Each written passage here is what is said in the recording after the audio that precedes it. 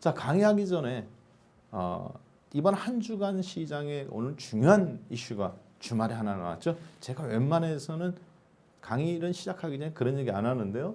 미국에서 어제 중요한 사건이 하나 나왔습니다. 뭡니까? 인텔 주가가 얼만큼 빠졌어요? 네, 마이너스 16.2%가 폭락이 나왔습니다. 전 세계 시스템 반도체 1위인 인텔, 삼성전자는 뭐예요? 메모리 반도체. 즉 뭐냐? 삼성전자 반도체는 생각을 한다 안 한다? 생각을 안 합니다. 그냥 가나다라 마바사 아자카차파타 12 곱하기 325승에 286은 얼마? 네, 이런 것만 계산하는 거예요. 생각을 해요 안 해요? 안 해요. 그 생각을 할 수 있도록 만들어주는 반도체를 뭐라고 그러냐? 시스템 반도체죠. 시스템 반도체가 들어가면 그 아래에 그걸 저장하는 메모리 반도체가 컴퓨터에 들어가요. 시스템 반도체 선두주자는 누구? 인텔. 인텔 주가가 어제 빠졌어요. 그 말은 월요일 날 우리나라 삼성전자 주가, 하이닉스 주가가 빠질 가능성이 확률적으로 높다는 겁니다. 관계가 없어 보이지만 인텔이 실적이 좋게 발표했음에도 불구하고 차세대 반도체인 7세대 반도체라고 말을 하죠. 나노 공정 7이 들어가는 이 7세대 반도체, 나노 공정 10이 들어가는 이 7세대 반도체, AMD한테 좀 밀렸습니다. 경쟁사에. AMD라는 라이젠 시리즈, 인텔 칩 할 경쟁사인 라이젠, AMD는 라이젠 칩이라는 걸 써요. 걔네들도 이제 7세대인데 밀렸어요 지금. 6개월 뒤에 출시한다고 하면서 인텔이 그래가면서 얘들은 인텔은 16% 빠지고 그리고 AMD는 16.5%가 올라갔습니다. 즉 무슨 얘기냐? 1등은 하이트 맥주는 16.5% 떨어지고 두산 오비 맥주는 16.5%가 올라갔다 그 얘기예요. 어떤 세계적인 어떤 기준에 있어서 6개월 뒤에 출시한다니까. 자, 그런 현상이 나왔습니다. 결국은 그 얘기는 삼성전자 메모리 반도체도 출시가 인텔 돼서 따라가야 되는데 몇 개월 뒤에나 수요가 땡겨진다는 얘기예요. 그렇죠. 6개월 뒤에. 상당히 한국한테는 약간은 개별 뉴스이긴 합니다만 우리나라한테는 좀 임팩트 있는 뉴스로 다가올 수 있는 그런 내용이에요. 자, 그 말은 거꾸로 얘기하면은 시장 전체가 반도체라든가 IT라든가 이런 흐름이 아니라 에너지 중심.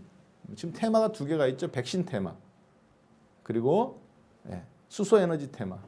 이 두 개가 한국 증시를 지금 광풍처럼 휘몰아치고 있어요. 근데 백신 테마는 금요일 날 종가 5분 남겨놓고 신풍제약으로부터 쭉 밀렸죠. 현대자동차도 쭉 장중에 플러스 4% 가까이 났다가 밀렸습니다. 이런 변동성들은 한국 증시에 월요일 날 굉장한 개별 종목들의 움직임이었지만 주도주라든가 테마에 쏠림 현상, 그래서 종목 간의 엇갈림이 심하게 나오는 다음 주가 될 걸로 보여져요. 그러한 속에서 저는 여러분들한테 그 중심에 있는 그렇죠 에너지, 전 세계가 지금 이거 갖고 싸우고 있어요. 거기에 대해서 함께 개념을 잡고 그리고 종목을 볼 겁니다. 그렇지만 큰 틀로 본다면 대한민국을 이걸 뭐라고 말해요? 그린 뉴딜 정책이다. 혹은 수소 정책이다. 에너지다. 수혜주다. 그렇게 얘기하는데 실질적으로 그 이면에 얘는 실체가 없어요. 그러니까 일반인들이 아직은 몰라 이 종목들을. 근데 눈치 빠른 애들은 이미 그 대장주인 LS, 옛날 LS 산전이라는 종목 있죠? LS 그룹이 대장인데 이미 상당 부분 올라가 있습니다. 근데 그 아래 종목들은 아직 안 움직였어요. 왜? 거기까지는 사람들 생각이 못 미쳐. 그래서 오늘은 그걸 보시게 될 겁니다. 그래서 전체적인 큰 개념으로 보면 이런 흐름이에요. 전 세계적으로 에너지 공급, 서플라이, 에너지를 생산하는데 뭘로 만들어내느냐? 석유다, 가스다, 그렇죠? 이런 걸로 만들어내는 거예요. 자, 그런데 이쪽은 생산하는 그 생산된 에너지의 섹터를 이야기하는 겁니다. 뭐예요? 이쪽은 말 그대로 재생에너지. 그리고 요거 지금 노란색 있죠? 요거 뉴클리어, 핵입니다. 핵. 2025년 이후 이 기준으로 여기는 2020년까지. 그리고 노란색은 그린 에너지고요. 예, 이거는 지금 보시다시피 electricity. 여러분이 생각하시는 야 전기, 애도 전기고 애도 전기인데 왜 electricity지? 이렇게 생각하면 안 돼요. 예, 이거는 저장 시스템입니다. 소위 얘기해서 ESS 개념으로 이렇게 이해하시면 단순하게만 본다면 그렇다고 보시면 돼요. 미래 에너지 파워는 핵이라든가 재생에너지라든가 이런 게 아니라 뭐다? ESS. 그 개념으로 그냥 광의로는 혹은 짧게는 그렇게 보시면 됩니다. 왜 그러느냐? 아직은 저 용어들이 정립이 되지 않아 있기 때문에 그렇습니다. 자, 그러면 한번 보겠습니다. 무슨 얘기냐면 저 그림은 이런 걸 의미합니다. 에너지의 중심이 공급자 중심에서 어디로 이동하고 있느냐? 파워가 수요자 중심으로 이동하고 있다. 이게 오늘 강의의 핵심이에요. 그런데 그것을 만들어낸 게 누구 때문에 그렇다? 이걸 만들어낸 게 공급자 중심의 에너지에서 수요자 중심, 즉 소비자 중심의 에너지로 에너지 파워가 지금 이렇게 이동하는 과정에서 국제 유가가 43달러에서 벌벌벌벌 한 달 기다가 갑자기 국제 선물이 마이너스 40달러까지 갔죠. 뭐예요? 1배럴 한 드럼당 40달러에 거래되던 두바이유가, 중동산 두바이유가 갑자기 사우디하고 러시아하고 감축 협상이 안 돼가면서 사우디가 그럼 우리도 감축 안 하겠다, 공급하겠다 들려가면서 지난번 그 국제유가 4월물이 순간 폭락했잖아요. 얼마? 마이너스 40달러. 유사일의 처음이죠. 뭔 얘기냐? 기름 한 배럴, 1배럴 갖고 가면 얼마 줘? 더하기 40달러를 한국 돈으로 5만 원을 어떻게 줘? 얹어주는 거야. 예전에는 기름 한 배럴 가져가려면 얼마 내야 돼요? 40달러 배럴당. 5만 원을 줘야 됐죠. 그런데 저장하는 비용이 더 크니까 코로나 때문에 안 쓰니까 5만 원 신산당 한 장 더 붙여주는 거야. 그래서 가져가라 그 얘기죠. 그게 순간 3개월 전에 있었지 않습니까? 그런데 단순하게 그거를 야 감축이다 아니다 이렇게 생각하면 안 됩니다. 그 배경의 이면에는 에너지 파워가 공급자 중심. 석유 가고 불 떼서 화력발전소 만들고 이런 공급자 중심에서 이제 수요자 중심으로 바뀌게 되는 거예요. 그 파워게임에서 사실 밀리는 거죠. 근데 그걸 만들어낸 게 누구냐? 전기차입니다. 이 전기차 배터리 때문에 배터리 혁명이 나와가면서 즉 전기를 저장할 수 있는 게 나온 거잖아요. 얼마만큼? 여러분 차에 기름 넣으면 몇 리터예요? 그렇죠. 대한민국은 본 70리터에서 60리터. 중형차는 몇 리터 넣어요? 60리터. 기름, 가스, 휘발유, 가솔린이라고 그러죠. 경유도 보통 그 정도. 많이 넣는 큰 차 같은 경우는 몇 리터 넣어요? 80에서 70리터. 그래서 큰 차라는 것은 개인이 타는 큰 차입니다. 승용차나 SUV, 트럭 같은 건 더 들어가겠죠. 소위 얘기해서 보통 한국 돈으로 8만 원에서 10만 원 사이 왔다 갔다 합니다. 자, 그러면 이제 그 기름을 저장하고 다니는 거잖아요, 차마다. 근데 이제 뭐예요? 배터리, 전기차가 늘어날수록 배터리 중심으로 가잖아요. 차에다 뭐를 저장하고 다니는 거야? 기름이 아닌 전기를 저장하고 다니는 거죠. 에너지의 중심이 바뀝니다. 마치 뭐처럼? 여러분들 텔레비전 보세요. 옛날에는 KBS, MBC, 거기다가 SBS 하나 두라고 겨우 3개 봤죠. 엄마 나 드라마 보고 싶어. 만화 보고 싶은데 보여주는데 안테나 갖고 이렇게 흔들어가면 지붕 위에서 이렇게 맞추고 보여주는데 쏴주는 방송국에서 방송국 3사가 쏴주는 것밖에 못 봤죠. 근데 지금은 어떻습니까? 재미없으면 채널을 어떻게 해요? 돌려버리는 것만이죠. 그렇죠. 유튜브로 돌리든가 아니면 여러분들이 가입한 케이블로 돌리든가 IPTV, 인터넷 가입하면 보니까 이것도 마찬가지 아닙니까 지금? 재미없으면 채널 돌려버려. 이것도 재미없어. 쏴주는 거니까. 그러면 여러분이 직접 네이버나 다음 가서 직접 동영상으로 검색해서 올라와 있는 걸 그냥 컨택트 골라먹는 재미 베스킨라빈스처럼 골라보죠. 짧게. 방송국이 어때요? 그러니까 광고가. 옛날에는 방송국 딱 텔레비전 나오기 전에 앞에만 탁탁 붙이거나 끝에만 붙이면 잘 팔리죠. 왜? 공급자 중심이니까. 근데 요즘 광고를 어디다 붙입니까? TV 아래다 안 붙이죠. 어디다 붙여요? 구글 검색에다가. 뭐를 검색을 딱 하면 그 앞에 광고가 딱 붙죠. 보이지 않게. 예를 들어서 제가 여름에 에어컨이 필요했다. 그러면 그 다음부터 제가 검색어가 딱 손에 대면 에어컨이 뭐 대우 에어컨, 뭐 신세계 에어컨, 뭐 신세계라네 어디 에어컨 이런 게 팝업 창이 작게 뜨죠. 무슨 중심이냐? 광고비를 이제 누구한테 내는 거예요? 그렇죠. 수요자 중심의 빅데이터가 계산해서 그런 네이버라든가 구글이라든가 유튜브에다 광고 시장이 건너가죠. 수요자 중심으로 바뀐 겁니다. 자, 이해되셨죠? 에너지 파워가 어디로 가는 거예요? 수요자 중심으로 가는 거예요. 그래서 오늘 강의 핵심은 그겁니다. 에너지 파워가 수요자 중심으로 건너가는데 그러면 이때 종목이 뒤집어져 가면서 돈이 되는 종목이 나와요. 가만히 있으면 안 나와요. 왜 안 바뀌니까. 이럴 때 10배 가는 종목, 5배 가는 종목 이렇게 나옵니다. 전기차 쪽으로 건너갈 때 마찬가지처럼. 자, 오늘 그러면 여러분들이 이걸 이해하셔야 됩니다. 이 개념이 없으면 그 전체적인 거에서 조금밖에 못 먹어. 자, 문재인 정부 및 앞으로 미래는 스마트 시티라고 이야기를 합니다. 주상복합 건물이 그 최근 20년간 도시 문화의 어떤 혁명이라고 하면 랜드마크죠. 그렇죠? 어디에서 만날까? 합정동 어디로 와? 메세나폴리스. 어디에서 만날까? 분당 미켈란 쉐르빌로 와. 포스코 어디로 와? 어디서 만날까?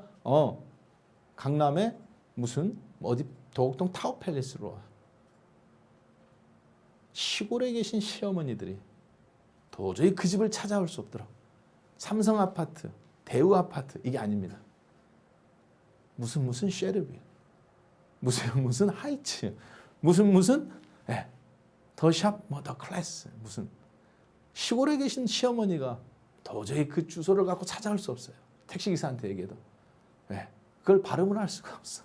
그래서 그렇게 만들었다는 우스갯소리가 있을 정도로 원 브랜드로 만들고 있죠. 자, 마찬가지입니다. 스마트 시티는 독립적인 형태로 움직여요. 처음에는 주상복합이었죠. 근데 잘 보세요. 여기에 뭐 근사한 거 전기 자동차가 있는 것 같아요. 그리고 전기 충전소가 있어야 되겠죠. 그리고 또 뭐가 있어요? 직류 송전 시스템, 전기 에너지 주택, 태양광이나 이런 걸로 다 에너지. 그러니까 아파트는 아파트고 집은 집인데 관리비가 들어가요, 안 들어가요? 안 들어간다. 자, 이게 뭐예요? 우리들한테는 돈으로 보여야 됩니다. 무슨 얘기냐? 자, 여러분이 은행에다 지금 10억을 맡기죠. 10억 맡기면 예금 같은 경우 0.58% 주는입니다. 무슨 1년에 580만 원 준다는 얘기예요. 한 달에 40만, 이자 떼면 40만 원 나옵니다. 10억 맡겼는데. 10억 맡겼는데 40만 원 줘요. 에이, 적금은 2% 준다?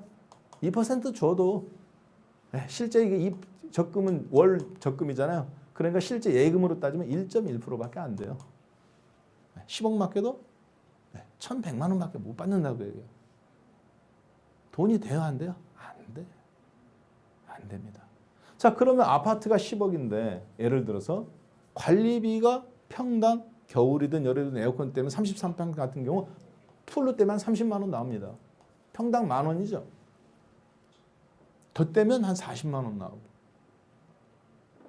자, 10억 맡겼는데 1년에 580만 원 줘요. 혹은 500만 원. 40만 원 줘. 그런데 예를 들어서 아파트인데 관리비가 30, 40 나와요. 40만 원 나온다고 봅시다. 그런데 나는 40만 원 관리비 내고 생활하는데 이 주상복합 스마트 시티나 스마트 전기주택은 관리비를 내야 하나요? 안 냅니다. 왜? 자체적으로 전기 태양광 다 생산해서 다 하고 오히려 수력, 지력 사용해서 벽면에 다 태양광 패널 붙어 있고 그걸 에어컨 돌리고 전기를 안 낼 뿐만 아니라 거꾸로 전기를 받아요. 공급해서 거꾸로 돈을. 그런 아파트들이 생깁니다. 이제. 자, 그러면 어떻게 돼요? 이 40만 원이라는 관리비는 은행에 10억 넣은 관리비하고 자금하고 똑같잖아요. 현재 금리에서. 아파트가 그러면 똑같은 너도 10억 나도 10억 아파트인데 여기는 관리비 40만 원 되고 여기는 0원이다. 이 아파트는 아무것도 안 해도 13억, 14억으로 올라가게 돼 있습니다. 그렇죠? 은행에 있는 거 돈 빼고 4억 여기다 넣어놓고 관리비 안 내는 게 낫지. 6억 갖고 굴리니까. 잡수되셨죠? 이게 뭐냐? 단순히 미래 기술이 아니다 그 얘기예요. 여러분들 돈에 관련된 문제다 그 얘기예요. 생활. 자, 그런데 중요한 게 있습니다. 전부 다 뭐가 들어가요? 스마트 시티인데 전기, 발전소, 충전소, LED, 가로등 다 전기로 움직여요. 심지어 자동차조차도 이 안에 도로 안에 갈수록 가가면서 무선 충전하는 거죠. 이거를 물론 공급하는 것은 여기 수소로 뭐 전기 공급한다, 해상으로 공급한다, 가스, 주상 복합 화력 발전소라고 있습니다. 30만 명 정도의 인구가 한 동 혹은 한 구가 쓸 수 있는 친환경적인 걸로 에너지를 생산해야 되잖아요. 석탄으로 떼서 하는 게 아니라. 자, 그래서 여러 가지 흩어져 있지만 사실은 그걸 다 종합해 보면 전력이에요. 이런 보고서가 있는가 제가 한번 다 찾아봤습니다. 아직 대한민국은 안 나왔어요. 네. 누구는 가스 애널리스트 분석, 누구는 수소차 애널리스트, 누구는 전기차 애널리스트, 누구는 2차 배터리. 없어, 아무도. 사실 본질은 일렉트릭 파워인데. 자, 그리고 종목도 그런 것이 형성된 게 없습니다. 어떻게 하다 저도 이걸 하게 됐느냐. 그러니까 이거 방송 보시는 분들이 지금 대한민국에서는 세계 최초라고 얘기해요. 수소 에너지. 왜 워렌 버핏이 7월 6일부로 3년 만에 처음으로 뭐를 샀습니까? 3년 만에 처음으로 100억 달러를 주고 100억 달러. 달러는 앞에 붙입니다. 한국 돈으로 얼마? 12조 원을 주고 도미니언 에너지라는 천연 가스 회사를 인수했습니다. 몇 년 만에? 3년 만에요. 퍼스트 솔라라는 태양광 폴리실리콘 및 셀을 만드는 전 세계에서 세 번째, 다섯 번째인 회사를 인수한 이후에 3년 만에 처음으로 뭐를 하나? 호주머니에 집어넣었다고 얘기해요. 굉장한 마니아죠. 여러분은 어떻습니까? 우표 모으시는 분, 그렇죠? 아이언맨 모으시는 분, 혹은 닌텐도 게임기 모으시는 분, 굉장한 취미죠. 레고라든가 한정판이 나와요. 운동화도, 나이키 같은 거. 근데 몇 년 만에 나왔어? 3년 만에 나왔어. 누가? 워렌 버핏이 3년 만에 샀다니까요. 100억 달러 큰 거냐? 지금까지 인수한 것 중에서 제가 봤을 땐 가장 작은 겁니다. 12조 원이면 워렌 버핏한테는 껌값이에요. 제가 알기로는 가장 작은 거예요. 근데 3년 만에 샀어요. 뭐냐? 천연가스 회사인데 이 회사는 천연가스를 생산하고 공급하는 회사가 아니라 거기가 주력이 아니라 물론 공급합니다. 우리나라 부산가스나 이런 것처럼. 그걸 저장하고 운송하는데 굉장히 강점이 있는 회사예요. 빚이 얼마냐? 한국 돈으로 7조 원. 6조 5천억인데 한 7조 원이라 하겠습니다. 8조 원이네요. 죄송합니다. 한국 돈으로 8조 원이 이 회사의 부채였어요. 파산 일보 직전입니다. 그래, 내가 4조 원 내 돈 얹어서 줄게. 즉 60억 달러 파산 금액이고 그냥 놔두면 파산이야. 공짜로 인수할 수 있었어. 그런데 100억 달러 인수했어. 40억 달러 더 줘서. 자기 돈 4조 원 얹어서. 쿨합니다. 미국도 우리나라처럼 도시가스라는 게 좀 이상하네요. 천연가스 공급 시스템은 지역 기반입니다. 서울, 경기는 삼천리, 서울은 서울도시가스, 경기는 삼천리, 부산은 부산가스, 대전은 무슨 가스 나눠져 있어요. 박한샘이가 나도 도시가스 하고 싶어 서울에서 돈 되니까 면허가 안 나와요. 면허가 안 나옵니다. 지역별로 할당이 나눠져 있어요. 이렇게. 그래서 여러분들이 도시가스 가격이 안 떨어지잖아요. 천연가스 LPG 가격이 12달러에서 지난 10년간 빠져갖고 2달러까지 떨어졌는데도 도시가스 여러분들 가스 가격 돈 내는 거 떨어집니까? 안 떨어지죠? 안 떨어져요. 도매금은 6분의 1 토막 났는데 그러면 가스가 겨울에 보일러 떼잖아요. 그러면 가스비 난방비가 예를 들어서 10만 원 나오던 게 2만 원 나와야 되는데 안 나와요. 그대로 12만 원이나 갈수록 올라가. 왜 그러느냐? 이 마진을 누가 다 먹는 거예요? 가스 업체들이 다 먹는 겁니다. 앉아서 굉장히 통신회사는 저리 가라요. 자, 미국도 마찬가지입니다. 한국처럼 지역 할당이에요. 지역 할당. 이 회사는 오하이오 주하고 세 개 주에 가스를 납품했습니다. 천연가스예요. 3년 전에 퍼스트 솔라라는 태양광을 인수하고 그리고 3년 후에 천연가스 회사를 인수하고 그래서 전체 미국의 에너지 공급 시스템의 몇 퍼센트? 9%를 워렌 버핏, 버크셔 해서웨이라는 회사가 공급량을 장악하게 됐습니다. 많지는 않지만 조금 더 늘어난 거예요. 왜 그랬을까요?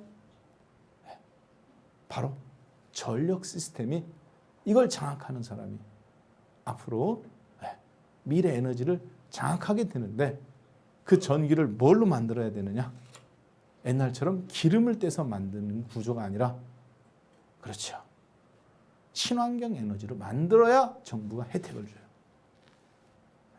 탄소라든가, 탄소가 아니라 이산화탄소라든가, 그 미래 환경 규제 정책, 그래서 자동차도 그렇죠. 맞추게 됐잖아요. 그걸 강제로 맞추려고 하다 보니까 조작한 게 폭스바겐이라든가 BMW라든가 벤츠. 다른 나라는 엄두도 못 내요. 그 기준에 오바마가 만들었던 그 자동차 기준. 유럽도 마찬가지로 다 글로 가죠. 그래서 지금 코로나 이후에 경기를 활성화하려고 미국도 활성화한다고 그러지, 독일도 활성화한다고 그러지, 유럽도 활성화한다고 그러지, 한국도 활성화한다고 그러지, 중국도 활성화한다고 그러지. 그래서 대규모 사회 SOC 사업을 일으키려고 문재인 뉴딜 정책이라는 표현으로 한국에서는 나왔습니다. 문재인 뉴딜 정책이라는 표현으로. 자, 그런데 거기에 디지털과 그린 뉴딜이 있죠.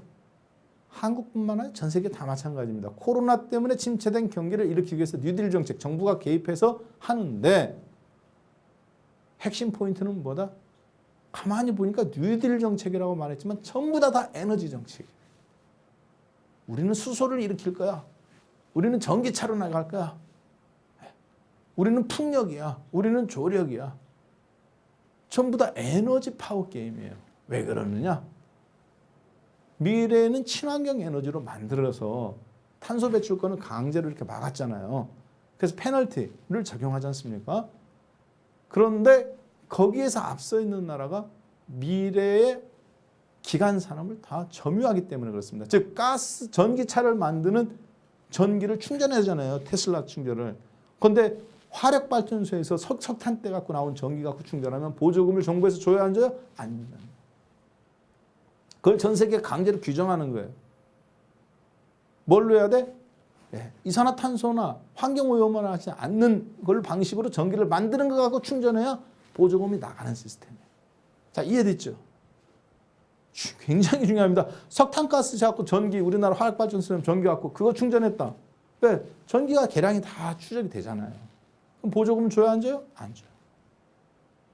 태양광으로 해서 충전하든지 수소로 충전하든지 풍력을 갖고 전기를 만들어 충전하든지 지력으로 하든지 환경을 오염시키는 뭘로 갖고 떼서 충전하는 시스템으로 가면 보조금을 삭감하는 겁니다. 지금은 자동차죠. 조만간에 건물, 탄소세 공장들 다 2030년부터 그 단계로 가는 겁니다. 그렇기 때문에 지금 이게 돈을 쏟아붓는데 거기에 쏟아붓는 거예요. 전부 다 기간 산업을. 자, 그래서 그 개념을 이해해야만이 이거구나 라고 볼 수 있습니다. 자, 그러면 전기라는 것은 어떤 형태로 되는지 한번 보겠습니다. 그러니까 테슬라, 앨런 머스크가 한 일이 전기 자동차만 보급시켰다 이 개념이 아니에요. 정말 한 시대를 격변시킨 겁니다. 이게 전기차 때문에 지금 촉발된 거거든요. 코로나라고 말하고 경제 활성화한다고 말하는데 다 이거야. 노선이 다를 뿐이지. 중국과 미국은 전기차에서 5년 정도 한국보다 앞서 있기 때문에 유럽보다 3년 앞서 있고 자기들은 전기차 노선을 가는 거고 유럽은 가만히 보니까 야 저놈들 봐라. 전기차 대수로는 중국 놈들을 이길 수가 없고 핸드폰 2,000개 배터리 쌓아보는 게 그게 전기차거든요. 그 배터리는 다 핸드폰은 다 중국 애들 쪽수를 이길 수가 없어. 그렇죠? 네. 핸드폰 지금 대수 공급으로 뭐 화웨이, 샤오미, 1, 2, 3이 다 점유하고 있잖아요. 삼성전자는 저 아래 있어요. 그러니까 이길 수가 없고 품질로 보면 브랜드로 보면 테슬라고 미국 놈들 거잖아. BMW, 벤츠, 아우디, 폭스바겐 가만히 보니까 야 이러다가 우리 유럽의 27개 유럽 연합의 중심인 독일의 기관 산업이 자동차 산업 아닙니까? 야 이거 잘못하면 우리 5년 뒤에 거덜나겠는데? 야 우리는 뭘로 갈까? 수소로 가자. 유럽은 정했잖아요. 그렇죠? 수소로 가자. 정했어요. 그래서 현대차가 이렇게 올라오는 거잖아요. 그 아우디하고 손잡은 게 누구? 현대자동차잖아요. 자, 그 흐름 속에서 그러면 이런 게 나오는 겁니다. 밑바탕에 깔려 있어. 보이진 않아. 그런데 보니까 얘들이 그 기관인 거야. 그 기반 산업인 거야. 자, 그 전기는 이렇게 돼요. 여러분들은 집에서 혹은 공장에서 전기를 이렇게 받아 쓰시죠. 여기가 여러분들 집이십니다. 자, 그러면 발전소에서 전기를 바로 이렇게 넣어주면 참 좋을 텐데. 그렇죠? 현재 기술로는 아직은 불가능합니다. 저한테 뭐라고 하시면 안 됩니다. 현재 기술로는 불가능해요. 전기, 핸드폰 주파수나 라디오처럼 이렇게 쏴주면 좋을 텐데 현재는 불가능해요. 어떤 것을 걸쳐야 되느냐? 3번의 과정을 걸쳐야 돼요. 쉽게 생각하시면 됩니다. 어떻게 하냐? 변전소라는 대형 냉장고 혹은 이마트라고 생각하시면 됩니다. 이마트, 홈플러스 여기로 보내요. 왜? 쿠팡처럼 띠띠띠띠띠 라면 신라면 10개, 애들 우유 몇 개, 계란 몇 개 하면 퀵 배송해서 세금인가 이렇게 오면 되잖아. 아직은 이게 안 돼 있어. 공장에서 전기를 보내. 누구한테 보낼지를 몰라. 어디로? 이마트로.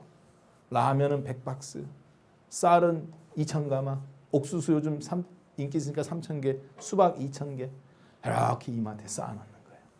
어디로 갈지 알아요? 몰라요? 몰라. 중요합니다. 몰라. 수박을 3,000통을 주문했는데 누가 사 먹을지 예측이 불가능해. 작년에 3,000개 팔렸으니까 이번에도 3,000개 갖다 놓는 거예요. 일주일 있고 2주일 있으면 안 팔리면 어떻게 해요? 썩죠. 그렇죠? 썩을 거 아닙니까? 수박 같은 거 냉장고에 넣어놓은 그걸 넣어놓을 수가 없잖아요. 제철 과일 같은 거, 상추 같은 거 냉장해도 일주일이면 썩죠. 썩어요. 전기는 며칠 가요? 바로 썩어요. 보냈는데 안 쓰면 그냥 사라져. 저장하면 되지. 저장 비용 더 많아요. 더 들어가. 그래서 어떻게 해야 돼요? 빨리 변전소로 보내서 빨리 수요가 되는 데마다 빨리 배분해 줘야 돼요. 그걸 뭐라고 그럽니까? 배전이라고 말해요. 한 구나 한 동마다 거의 있어요. 핵심 포인트는 뭐냐? 전기를 저장할 수 있어요? 없어요? 변전소에 저장하면 좋은데. 그때마다 그래서 야 우리 동네 지금 여기서 전기를 이만큼 에어컨을 틀었어. 에어컨을 막 사람들이 8월에 막 땡겨 7월에. 그리고 전기를 감당할 수 있는 게 100이야 우리나라가. 그런데 90까지 올라왔어. 전기를 써. 에어컨 틀고 다 풀로 돌리니까. 그러면 뭐 돼요? 100 딱 도달하면은 100 다 쓰느냐? 아닙니다. 온 동네가 전기가 딱 나가죠. 전기 다 꺼지고 다 셧다운 돼요 자동으로. 도깨비집 셧다운 딱 되는 것처럼. 그걸 뭐라고 그래요? 그렇죠. 블랙아웃. 깜깜해졌다고요. 난리 나죠. 그래서 옛날에 한 2년 전인가 블랙아웃 한번 됐죠. 무슨 구, 무슨 동 전체가. 그건 강제 블랙아웃 시킨 거예요.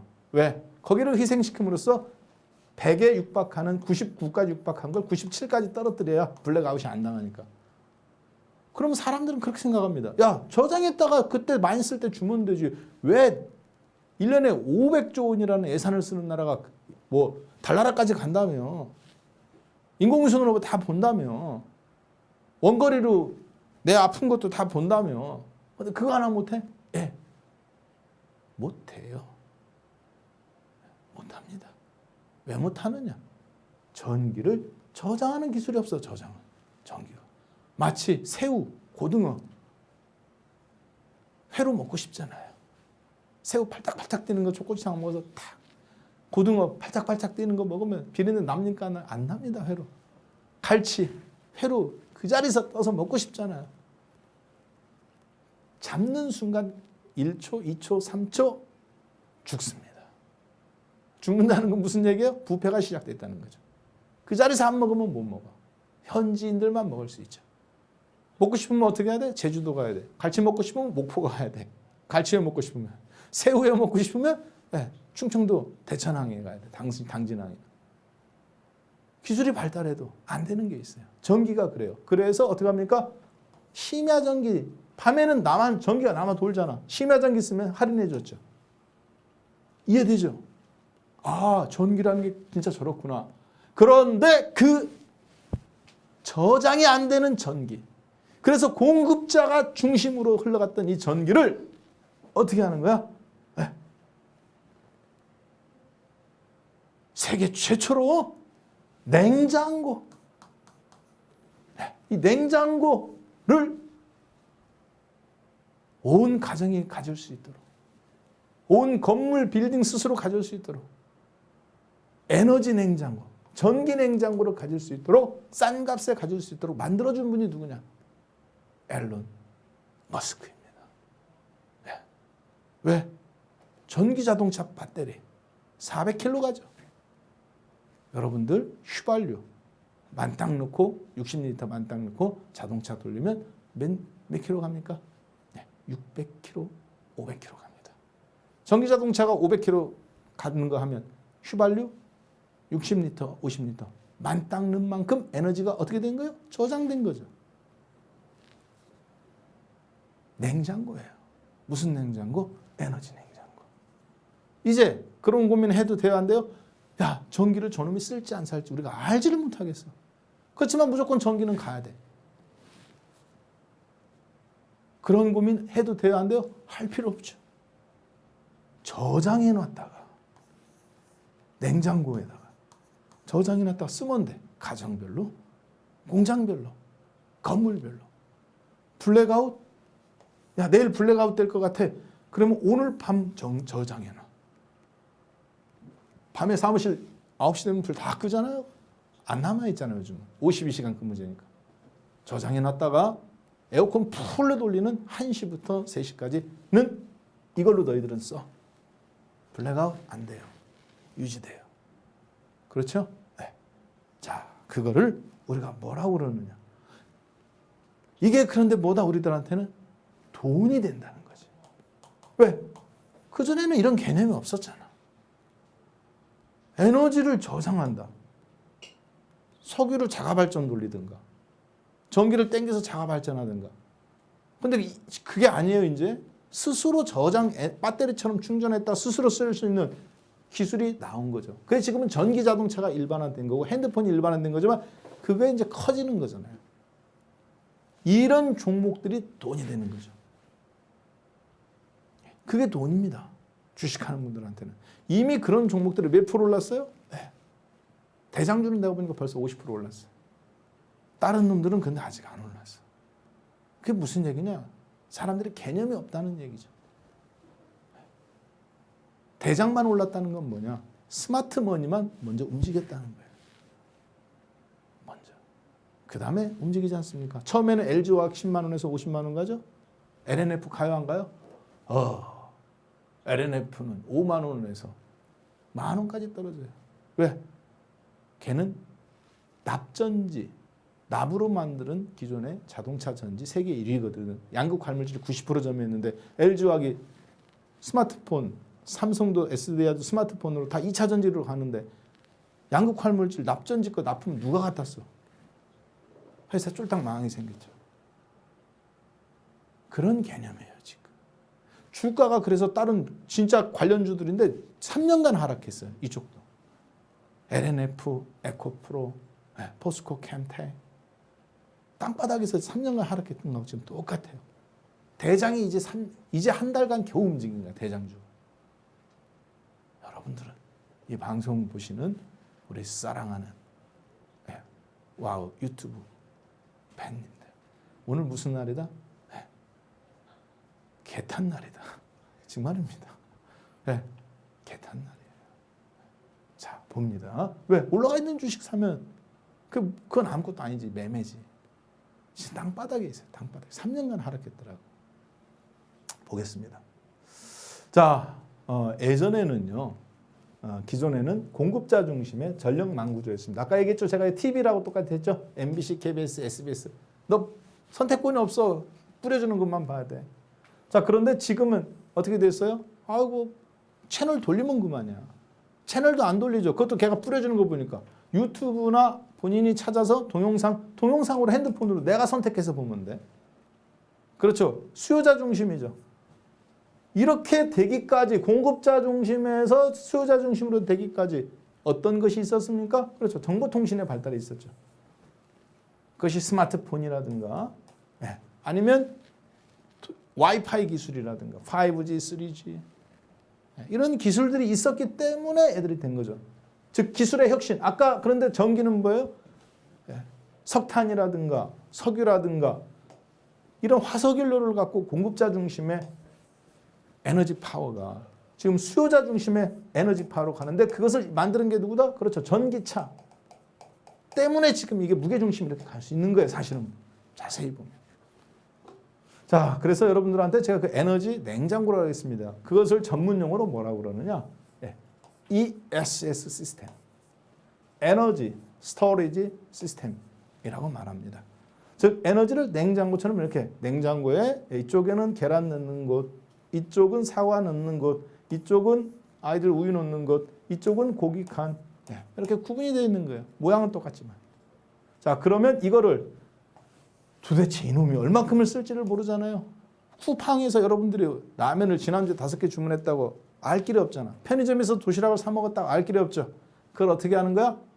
빅데이터로 착착착착. 낮에는 저기가 이걸 많이 쓰는군. 어린이집이 쓰는군. 이쪽에는 왜 낮에 전기가 많이 들어가지? 띠리리. 이쪽에는 낮에 어린이집이 있고 학교가 있고 낮에만 움직입니다. 회사가 이렇게 있고. 밤에는 아무도 안 쓰네. 이쪽 동네는 밤에만 써. 이쪽은 나이트클럽이 있고 홍대가 있고 아이들이 젊은 친구들이 밤새도록 여기서 에너지를 발산하기 때문에 이쪽은 많이 쓴다. 그러면 똑같은 전기지만 어떻게?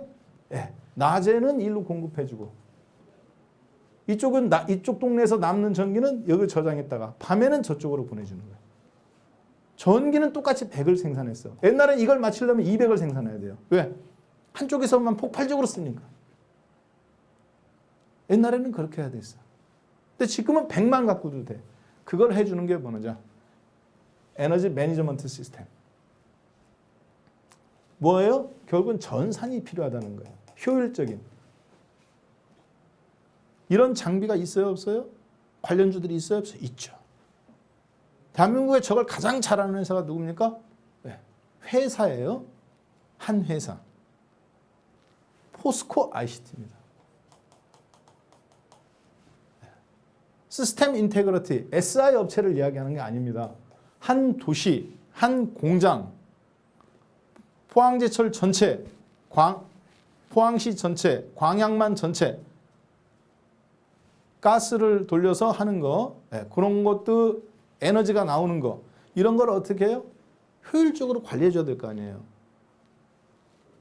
공장 제철소가 들어갈 때부터 처음부터 그 공장 설계할 때부터 전 배선이라든가 에너지는 어떻게 하고 거기서 나오는 거 어떻게 하고 에너지 손실을 없게 최대한 만드는 거를 축적된 기술을 20년간 갖고 있는 회사.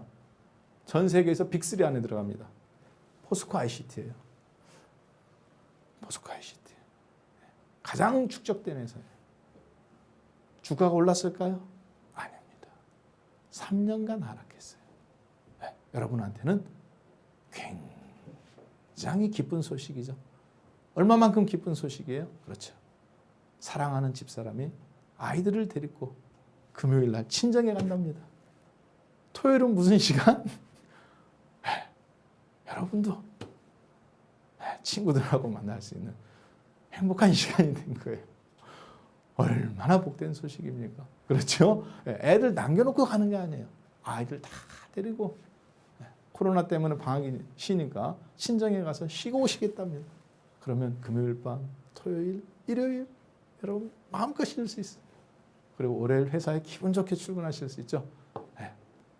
사랑하는 부인이 없어서 눈물은 날지 모르겠지만 그래도 오래간만에 좋은 시간 보내실 것 같아요. 자, 그거만큼 복된 시기는 아닐 거예요. 차트 보시면 일이 벌어질 겁니다. 자, 그런데 그 이면에는 여러 가지 이유가 있어요. 네, 요거는 잠깐 생략하고 건너가겠습니다. 자, 그러려고 보니까 친환경으로 만들어야 된다고 했잖아요. 전기차도 그래야 공급하고 수소도 정부가 지원해주고 그러다 보니까 태양광으로 설치하는 혹은 네, 조력이나 풍력, 화력으로 인한 에너지가 아니라 신규 에너지 건설은 전부 다 요즘은 이 태양광 쪽으로 다 증가 추세입니다. 즉 옛날에는 에너지를 이번 연도에 우리가 100개를 설치해 화력 발전소하고 에너지 수요가 있어야 되니까 신도시가 생기면 그러면 10년 전에는 그게 18%였어요. 태양광이나 이런 게 쭉 했는데 요즘 100개를 설치하면 뭐다? 예. 계산 잘못했네요. 1000개로 해야 되겠네요. 1000개가 아니라 100개를 설치하면 하여튼 지금은 45%예요. 퍼센트로 보면 45%가 신규 에너지 공급은 다 태양광 쪽에서 나옵니다. 왜? 그래야 보조금도 나오고 전기차도 들어가니까. 그게 핵심 포인트입니다. 자, 미국 같은 경우는요. 네, 재미난 거는 저걸로 되어 있어요. 에너지 전기 생산량의 38%가 천연가스입니다.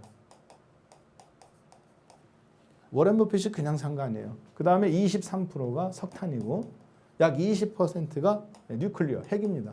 앞으로 여기는 저기로 바뀌겠죠. 이건 안 바뀌어요. 왜? 애들도 오염을 안 만들어내니까.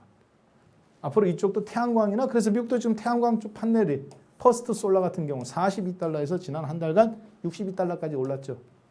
누가 갖고 있는 거? 네. 워렌 버핏이 갖고 있는 거. 전 세계 세 번째 관련 그 태양광 셀 만드는 회사예요. 자, 그럼 종목으로 가서 한번 잠깐 볼까요? 종목으로 보면 대장은 대한민국은 전선이라든가 전기에 관련된 건 LS그룹이 대장입니다. 옛날에 LS 산전이라고 부르던 LS 일렉트릭이라는 회사가 있어요. 이름 바꿨어요. 이 회사가 최근 한 50% 정도 올랐습니다. 4만 원에서 한 달간 쭉 올랐어요. 대박 천국 골드 보신 분. 제가 수소에너지에 가면서 요거 말씀드렸었죠. 그렇죠. 현대제철, LS, OCI 세 종목 대장주로 꼽았었죠. 어떻습니까? 그때 당시 4만 3천 5천원인데 벌써 6만 1,600원이에요. 이제는 어때요? 여러분들한테 이걸 말씀드릴 수는 없습니다. 3주 전에는 했어요. 자, 그러면 우리는 뭐를 봐야 될까요? 그렇죠. 아직 안 오른 거. 안 오른 거. 그런 거를 잘 긁어 모아야 되겠죠. 현대중공업이에요. 자, 현대중공업인데 현대중공업에서 회사들을 찢었습니다. 현대중공업이. 거기에 발전소 파트 현대일렉트릭이라는 회사가 있어요. 현재가는 9,600원. 아, 전날이니까 약간 변동은 있겠네요. 9,600원 이제 동시효과 어제 아침. 그러니까 목요일 날 종가였어요. 9,600원에 거래되고 있는데 시가총액 전체가 3,461억. 즉 현대자동차, 현대중공업, 현대조선이죠. 그러니까 현대중공업조선. 네. 거기 계열사니까 뭐 여러분이 경영 리스크라든가 경영자가 돈을 갖고 뭐 튈 확률이라든가 이런 건 없다는 얘기예요. 실적 잠깐 보겠습니다. 자, 지금 한 몇 분 정도 남았나요? 네, 실적 시간이 한 3분, 4분 정도에 남은 것 같으니까 종목 볼게요. 그 개념을 자꾸 보는 거예요. 야, 이거 조선주야 이게 아닙니다. 자가 발전을 할 수 있냐 없냐를 봐야 돼요. 자, 그런데 이 회사는 매출액이 1조 9천억인데 2018년도 적자죠. 2019년도 1조 7천억인데 적자예요. 자, 2020년도 3월인데 어떻습니까? 3,800억. 그러니까 이번 연도도 매출액은 비슷할 것 같아요. 1조 8천억 정도. 처음으로 흑자예요. 영업이익이. 43억. 야, 4천억 팔았고 43억. 그러면 1%다. 1%네. 1.1%. 당기순이익 106억. 다행히. 아까 보셨지만 시가총액이 한 3,500억 전에서 왔다 갔다 합니다. 영업이익이 3천억이 돼야 돼요. 영업이익이 3천억이 되면 시가총액이 3,500억 어떻게 될까요? 네, 되는 과정에서 1조 이상 되겠죠. 목표 수익률 몇 배? 200%도 가능한 종목. 현재 얼마 전까지 주가가 얼마였느냐? 2017년 2년 전 8월 4일 7만 원입니다. 현대중공업에서 될 만한 사업들을 분산시켰어요. 7만 원이에요. 지금 주가 얼마예요? 9,600원. 몇 분의 1 토막? 네. 아까 제가 얘기했죠. 갈치는 회로 먹으려면 어디로 가야 돼? 목포. 야간에 잡아야 됩니다. 갈치입니다. 7분의 1 토막.